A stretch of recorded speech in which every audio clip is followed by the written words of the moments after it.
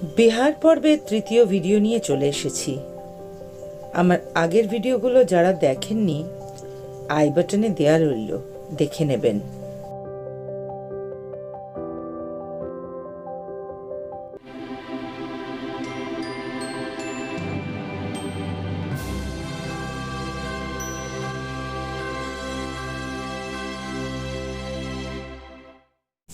নালন্দা বিশ্ববিদ্যালয়ের ধ্বংসস্তূপের পাশেই রয়েছে হিউয়েনসাং মেমোরিয়াল। এই হিউয়েনসাং, যার লেখা থেকেই আমরা এই নালন্দা বিশ্ববিদ্যালয়ের কথা জানতে পারি। নালন্দা দেখার আগে অবশ্যই এই মেমোরিয়ালটা একবার দেখে নেবেন।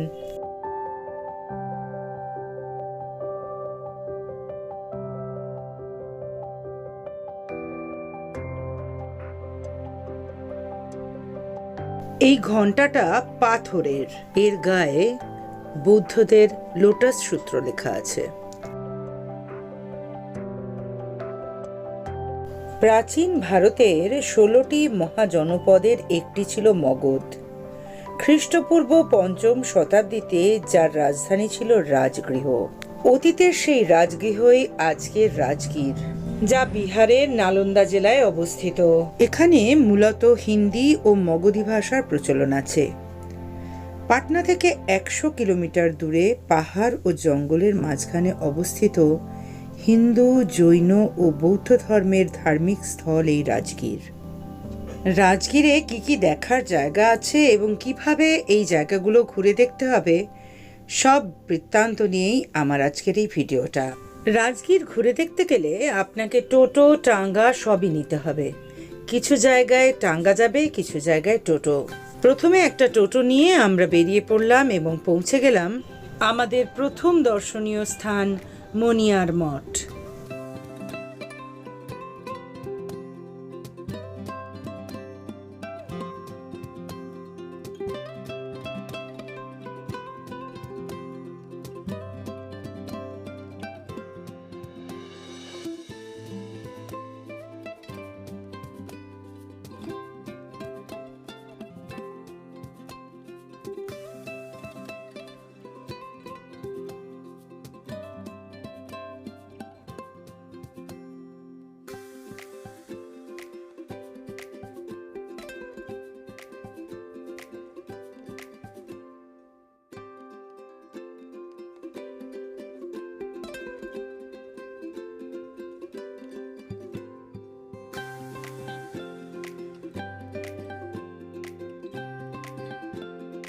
महाभारत कालीन जी, द्वापर काल का द्वापर। कहा जाता है कि यहाँ का राजा जरासंध थे, नाम सुने होंगे, मगध सम्राट। जरासंध की प्रजाओं के ऊपर में किसी भी प्रकार की मुसीबत आती थी तो सभी जनता को लेकर यहाँ पर मनसा देवी का पूजा करते थे। मनसा देवी प्रसन्न होकर नगर निवासियों की सुरक्षा करते थे।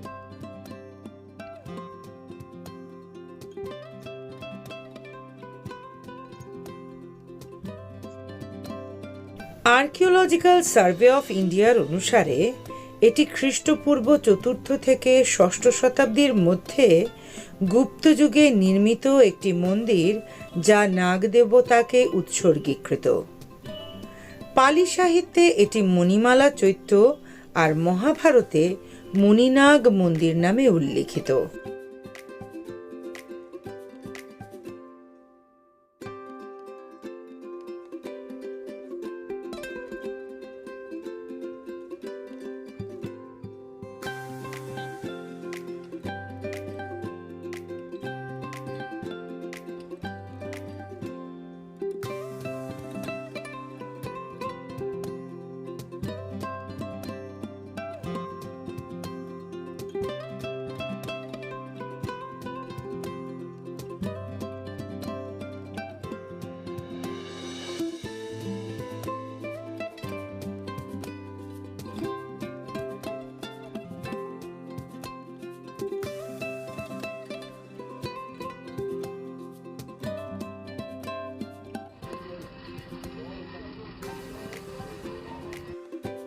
চলে এসেছি রাজগীরের দ্বিতীয় দর্শনীয় স্থান সোন ভান্ডারে। এটি স্বর্ণ ভান্ডার গুহা নামেও পরিচিত।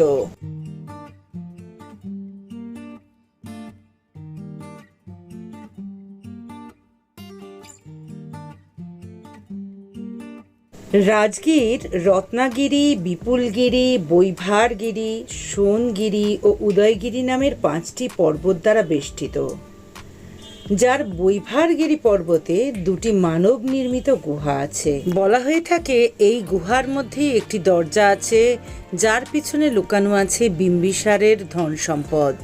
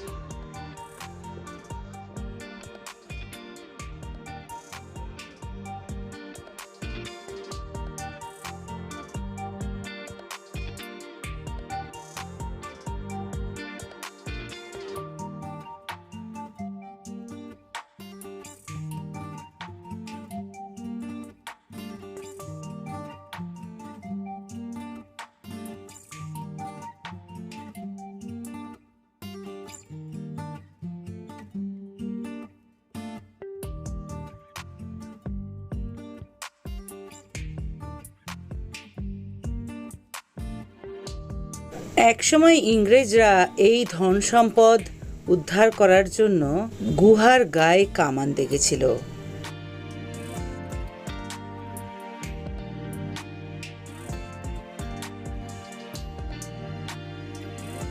यहाँ का थोड़ा सा नियम है कि पर्वत के ऊपर में नहीं जाना है और यहाँ के पत्थरों पर कुछ लिखना नहीं है।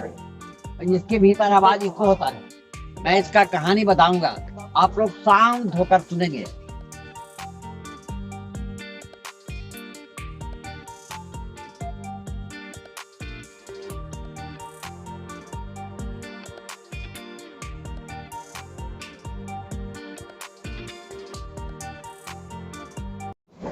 यहाँ पर आपको देखिए एक दरवाजे का निशान सा दिख रहा है। ये दरवाजा जो है बहुत प्राचीन जमाने से बंद है और ऐसा है कि हाथ चला रहा है कि दरवाजे के पीछे एक लंबी गुफा है। क्योंकि आप लोग बोर्ड पढ़े होंगे, बोर्ड पर इसका टाइटल है सोर भंडार। तो सोर का मतलब तुरंत होता है, सोना नहीं होता है। सोना का शुद्ध नहीं होता, स्वर्ण जिसे अपन अंग्रेजी में गोल्ड कहते हैं। तो इसके पीछे 3 माइल की लंबी सुरंग है, गुफा है। उधर आपका गर्म जल का कुंड हुआ, सप्तधारा ब्रह्मकुंड, और गर्म जल कुंड के बगल से 565 सीढ़ी ऊपर पहाड़ चढ़ना पड़ता है। पहाड़ का नाम है वैवहारगिरी। इस वैवहारगिरी पहाड़ी के ऊपर में सप्तपर्णी गुफा है। तो सप्तपर्णी गुफा के अंडरग्राउंड रास्ता यहाँ तक बताया गया है। इसी गुफा के भीतर बहुत साहित्य वर्णन है कि जब भगवान बुद्ध का मृत्यु कुशीनगर में हुआ, उनके मृत्यु के 3 महीना बाद 500 भिक्षुओं का प्रथम बौद्ध महासंगीति सभा राजगिरी सप्तपर्णी गुफा के भीतर हुई और बौद्धों की 3 धार्मिक पुस्तकें लिखी गई, सुध पिटक, विनय पिटक और अभिधम, मतलब त्रिपिटक। उस समय मगध का जो राजा थे, उनका नाम था बिम्बिसार। इतिहास में ऐसा चर्चा है कि राजा बिम्बिसार का खजाना छुपा हुआ है। अब ये दरवाजा बंद रहने का कारण है कि बिम्बिसार का बेटा अजातशत्रु पैसे के लालच में अपने पिता को कैद कर कारागार में बंद कर और तड़पा कर मरवा डाला। ये कारागार झूले वाली लाइन में है। तो राजा बिम्बिसार की पत्नी जो थी कौशल्या, गुस्से में आकर खजाना जैन मुनि गौतम स्वामी को सौंप गए। वो तो साधु थे, भगवान महावीर स्वामी का प्रथम शिष्य थे, धन का आवश्यकता था नहीं। वो इसी गुफा के भीतर रखकर ऊपर से पत्थर का दरवाजा बंद कर दिए और एक मंत्र लिख दिए। बताऊंगा कि बल लिपि जो विद्वान पढ़ेंगे तो ये दरवाजा आप पे आप खुल जाएंगे। प्यारे बच्चों, वो लिपि किसी ने पढ़ा नहीं। जब ब्रिटिश का समय आया तो सामने वाली जंगला से तोप लगाकर तोड़ना चाहा, लेकिन टूटा नहीं, यह दाग होकर रह गया। भारत सरकार तोड़ने का कोई कोशिश किया नहीं। क्यों? पहाड़ के भीतर गंधक लोहा फास्फोरस है, इससे टच होकर गर्म जल निकल रहा है। अगर इसे छोटा सा डायनामाइट से तोड़ा जाए, ब्लास्ट कर जाएगा, ज्वालामुखी फूटेगा, गर्म जल वगैरह बंद होने का उम्मीद है। जिस भय से 1904 में लॉर्ड कर्जन, जो ब्रिटिश राज में गवर्नर थे, वो ऐसा कानून बना दिए कि प्राचीन नस्ल को नष्ट नहीं कर सकते हैं। नष्ट करने वाले को 5,000 रुपया जुर्माना और 6 महीना कारागार भोगना पड़ेगा। इसका लिपि बता रहा हूँ।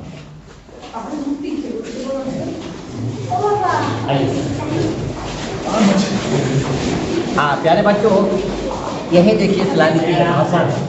इसी लिपि के बारे में इतिहास चला रहा है कि लिपि जब विद्वान पढ़ेंगे तो वो दरवाजा आप पे आग खुल जाएंगे। लेकिन ये हकीकत जहाँ तक सच है, ये लिपि किसी ने पढ़ा नहीं। आर्कोलॉजिकल सर्वे ऑफ इंडिया वालों का कहना है, पुरातत्व सर्वेक्षण वालों का कहना है कि संख लिपि है, क्योंकि इसमें कुछ अल्फाबेट्स ऐसे हैं प्रधान जी जो संख आकार का मिल रहा है। तो प्राचीन जमाने में जितनी पुस्तकें होती थी वो नालंदा लाइब्रेरी में रखी जाती थी। जब 1199 में बख्तियार खिलजी का नालंदा यूनिवर्सिटी पर आक्रमण हुआ, वो तो आग लगा दिए और 6 महीना वहाँ जलता रहा। तो वहाँ की पुस्तकालय जो थी, रत्नदधि, रत्नरंजन और रत्न सागर, ये तो जल गई। उन भाषाओं में संख लिपि का आज तक कोई पढ़ाई हुआ नहीं। अब हम लोग प्यारे बच्चों बाहर से बाएं चलेंगे दूसरी दुकान।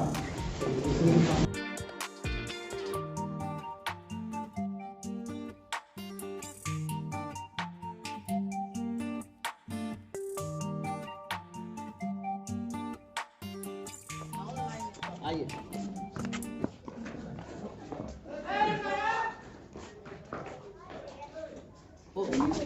नालंदा विश्वविद्यालय के तरफ ये जंगल झाड़ी मिट्टी में ढका हुआ था। एशिया महादेश में बेटी 3 ही यूनिवर्सिटी का नाम आता है। प्रथम हुआ तक्षशिला जो अफगानिस्तान में चला गया, जिसका राजधानी बेलूचिस्तान हुआ। द्वितीय हुआ नालंदा और तृतीय हुआ विक्रमशिला जो भागलपुर में है। तो नालंदा में जो चाइनीज विद्यार्थी थे, फायान और हुइनसंग साहब जब भारत भ्रमण यात्रा किए तो उनके भारत भ्रमण यात्रा के रिपोर्ट पर यहाँ की खुदाई जो है 1905 में लॉर्ड कनिंघम और मार्शल साहब ने करवाए। तो 2 गुफाएं मिली, पश्चिमी गुफा जो हम लोग देख चुके और ये पूर्वी गुफा। ये पूर्वी गुफा 2 तल्ले का प्राचीन जैन मंदिर मिला। ये मंदिर 1934 के बिहार भूकंप में टूट गया। तो जैन मंदिर मिलने का वजह है कि जब यहाँ से राजधानी बदलकर पाटलिपुत्र चली गई, गुफाएं खाली पड़ गई।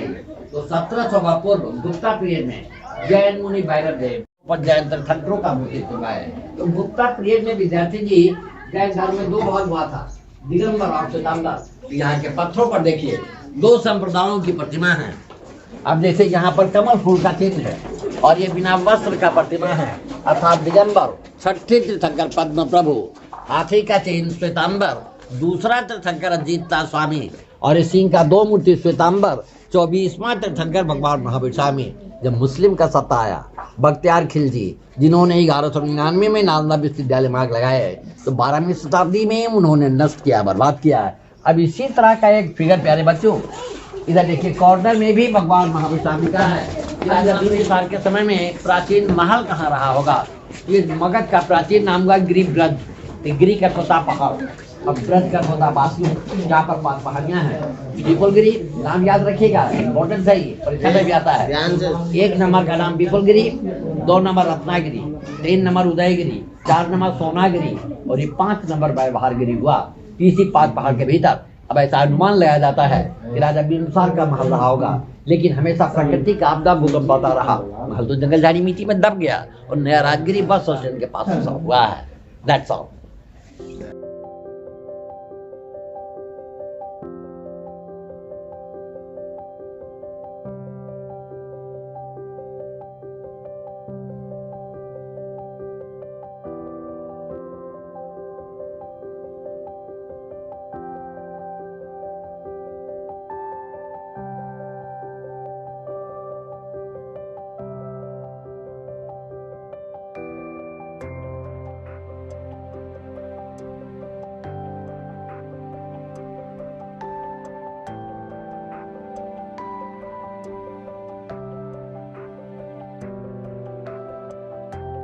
আমাদের আজকের তৃতীয় স্থান জরাসন্ধের আখড়া।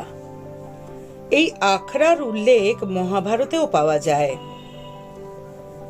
জরাসন্ধ দেবী চণ্ডীকে প্রসন্ন করবেন বলে 100 জন রাজার বলি দেওয়ার কথা ভাবেন। 95 জন রাজাকে পরাজিত করে তিনি বন্দী বানিয়েও ফেলেন। প্রয়োজন ছিল আরো 5 জন রাজা। যেহেতু উনি খুব শক্তিশালী ও অজেয় পালোয়ান ছিলেন, তাই সবাইকে ওনার এই আখড়াতে কুস্তি লড়তে ডাকতেন। ওনার এই অভিসন্ধিকে সমাপ্ত করবেন বলে শ্রীকৃষ্ণ ভীমের সাহায্য নেন। উভয়ের মধ্যে দ্বন্দ্বযুদ্ধ হয়। কিন্তু কিছুতেই ভীম সেই দ্বন্দ্বযুদ্ধে জয়ী হন না। শ্রীকৃষ্ণ জরাসন্ধের জন্মরহস্য জানতেন। তিনি জানতেন কিভাবে জরাসন্ধকে পরাস্ত করতে হবে। একটি ঘাস নিয়ে মাঝখান থেকে চিড়ে দুটো উল্টো দিকে ফেলে দিয়ে কৃষ্ণ ভীমকে ইশারা করে জানালেন কিভাবে জরাসন্ধকে মারতে হবে। এই আখড়ার মাটিটা খুব মসৃণ এবং চকচকে হলুদ রঙের। বলা হয় জরাসন্ধ রোজ এই মাটিতে প্রচুর দুধ ও দই মেশাতেন।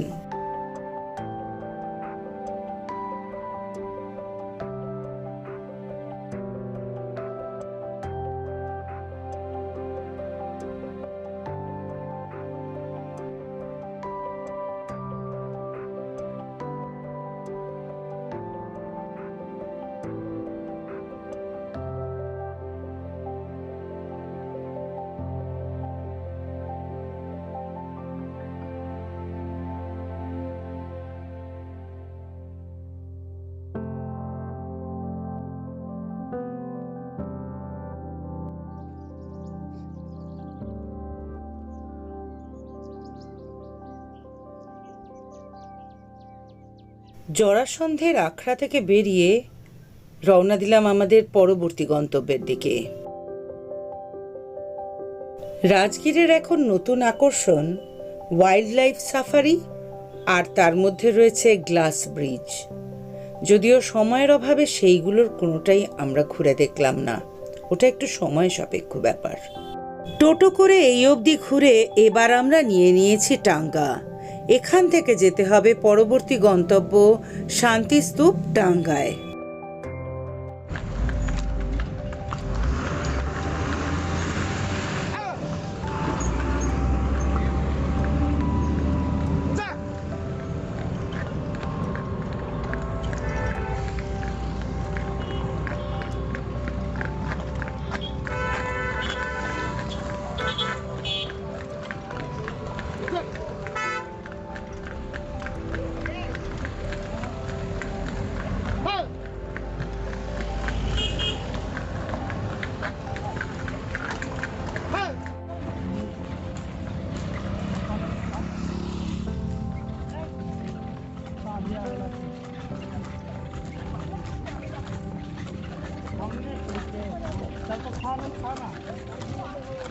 শান্তিস্তূপের পাদদেশ অবধি পৌঁছেও উঠতে পারলাম না শান্তিস্তূপে।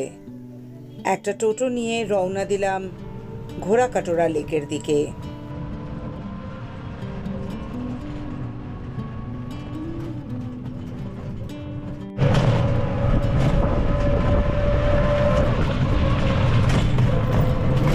এখন যাচ্ছি ঘোড়াকাটোরা লেক।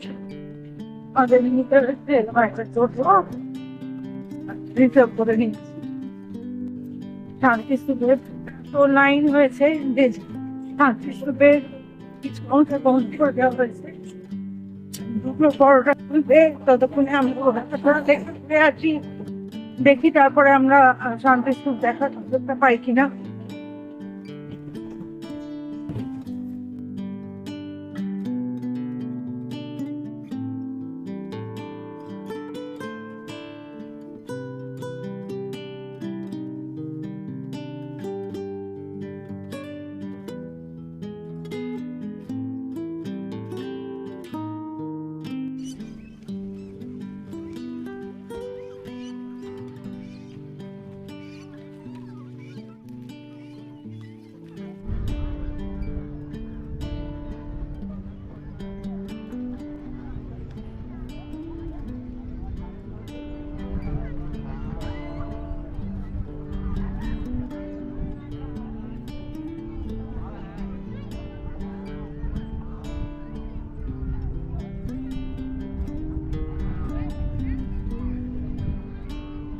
ঘোড়াকাটোরা এটি একটি প্রাকৃতিক হ্রদ।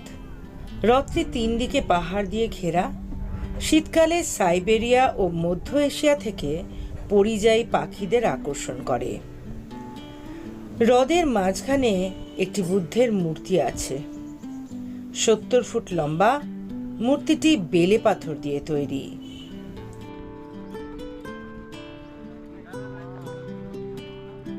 এই প্রাকৃতিক পরিবেশে থাকতে বেশ লাগবে, কিন্তু টোটোওয়ালারা আপনাকে বেশিক্ষণ থাকতে দেবে না। এখানে বোটিং এর সুবিধাও আছে।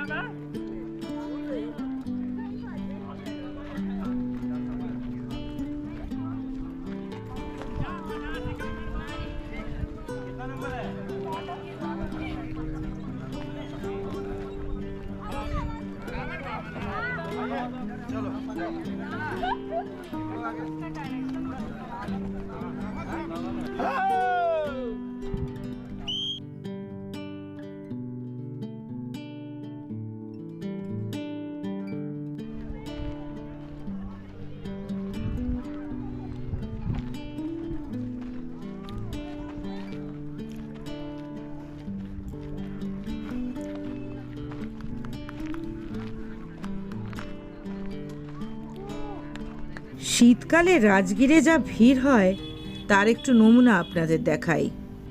সবাইকে যেন আজকেই শান্তিস্তূপ দেখতে হবে, আর এই কারণে আমাদের এবার আর শান্তিস্তূপটা দেখা হলো না। বিভিন্ন জায়গায় এইভাবেই পুরাতত্ত্ব বিভাগ থেকে উদ্ধার কার্য চলছে, আর এইভাবেই জাল দিয়ে তা ঘেরা রয়েছে। এটা জীবক আম্র বন ছিল।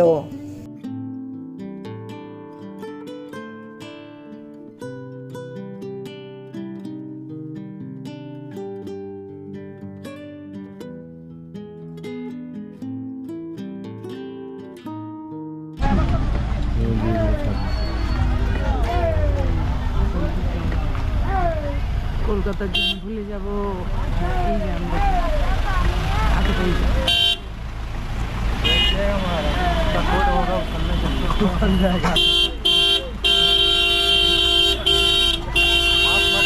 তারপরে আরো বড় কথা হচ্ছে এই যে স্কুলগুলোর এক্সকারশনের জন্য আরো জ্যাম হচ্ছে, ভিড় হয়েছে।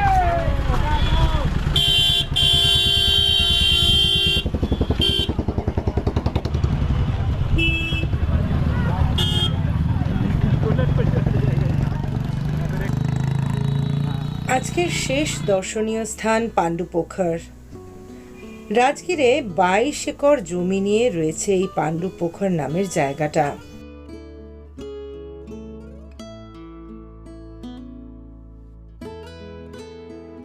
পাণ্ডবদের পিতা পাণ্ডু রাজগৃহ আক্রমণ করেন এবং এই স্থানটিকে ঘোড়ার আস্তাবলে পরিবর্তিত করেন। বলা হয় পাণ্ডু এই স্থানে স্নান করতে আসতেন। পৌরাণিক মাহাত্ম্যর কারণেই এই জায়গার সৌন্দর্যায়ন করা হয়েছে। এখন এটি পর্যটকদের একটি আকর্ষণের স্থল।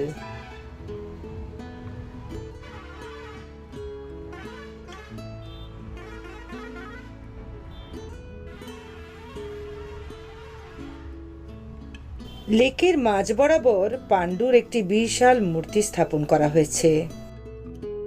আমার এই ভিডিওটা আপনাদের কেমন লাগলো জানাতে ভুলবেন না। ভালো লাগলে লাইক, শেয়ার ও সাবস্ক্রাইব অবশ্যই করবেন। ইউটিউব ছাড়াও আমাকে ইনস্টাগ্রাম ও ফেসবুকে ফলো করতে পারেন, তার আইডি এইখানে দিয়ে রাখলাম। মোটামুটি 24 ঘন্টা রাজগীরে থেকে যা বুঝলাম, রাজগীর ঠিক একদিনে ঘুরে শেষ করার জায়গা নয়। তেমনি রাজগীরের ভিডিও একদিনে শেষ হতে পারে না। তাই রাজগীরের দ্বিতীয় পর্ব নিয়ে খুব শিগগিরই আপনাদের সামনে আসব। সেই পর্বের অপেক্ষায় থাকুন, সঙ্গে থাকুন আর ভালো থাকুন।